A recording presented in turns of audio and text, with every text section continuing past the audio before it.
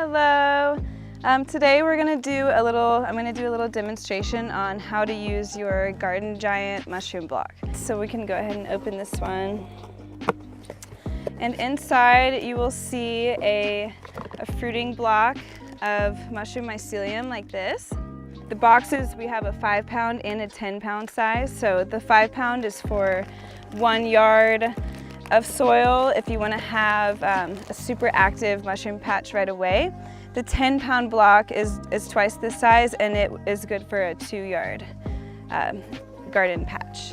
You'll take the block out and you'll break it up just with your hands like this until it's basically like a pourable material. So this one I already broke up before today. Open it from the top, like so.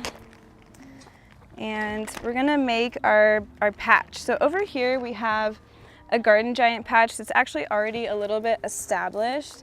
So right in this bed, we've got some Garden Giant mycelium over here. So it's actually already growing really, really quickly in this patch. And in this patch we've got a sprinkler on a timer, so it's staying nice and moist in here in the shade. And we're in the shade, and we've got alfalfa straw. We've got a mix of local wood chips from our neighbor who's does tree work.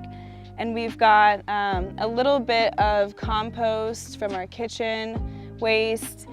And that's about it. That's really all you need to grow Garden Giants. You can also use cardboard. Cardboard's a really effective way to spread the mycelium quickly. It's kind of like baby food for mushroom. It's pretty moist already over here, and it's not totally, the mycelium from over here has not reached this area yet, so it'll be a good area for us to inoculate today. I'm gonna dig in your garden. If you're doing a garden or a patch specifically for mushrooms for Garden Giants, either way you want to get pretty deep in the soil layer of the medium that you're going to use. Garden Giants are really unique because they can digest lignin and cellulose-based material, so it makes them really really useful in the garden, or like on a on a property or in a outdoor space that you want to utilize for mushroom production, for microremediation, for water filtration. There's all sorts of different things that Garden Giants are really effective and useful for.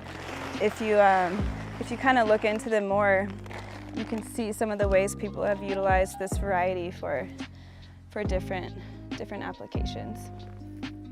So I've just washed my hands, and I'm gonna kind of just spread this mycelium throughout this region of the garden.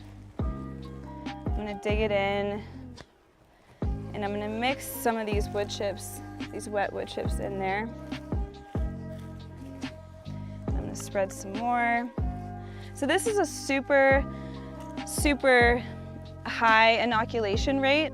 You can spread your bag much further into your space. We just personally at the farm here now, we have plenty of Garden Giants, so we are just gonna do a very concentrated area today. But you can spread it much further. And you can also, like I was saying, cardboard is a great way to get the mycelium to grow really rapidly and to kind of help ease the transfer shock of introducing it to a new area. So you can utilize wet cardboard as well to kind of help your Garden Giants in their early stages, in their early steps. So if you do use cardboard, you can do a layer of wood chips, and then a layer of straw, then a layer of cardboard, and then mycelium, and then cardboard again, straw, and then wood chips. And what that does is kind of act as like a time release of nutrients for the Garden Giants to grab onto, and it'll really help the Garden Giants perennialize in the space. So we're gonna bury that in, and then I have a bunch more wood chips available over here that I'm going to top off the patch with.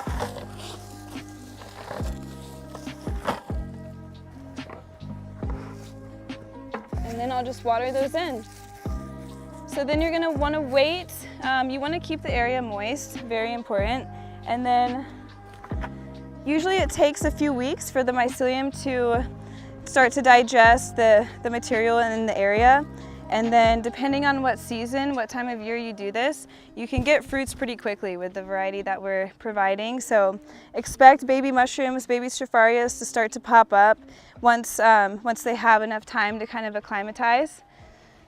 And then you can harvest them when they are a little bit past, once the cap's open, you can start harvesting them. But you can harvest them when they're smaller too, just not once the cap starts to overturn and go convex, then you really don't want to eat them past that point. But you can make spore prints with them, so they're really good for spore printing at that stage.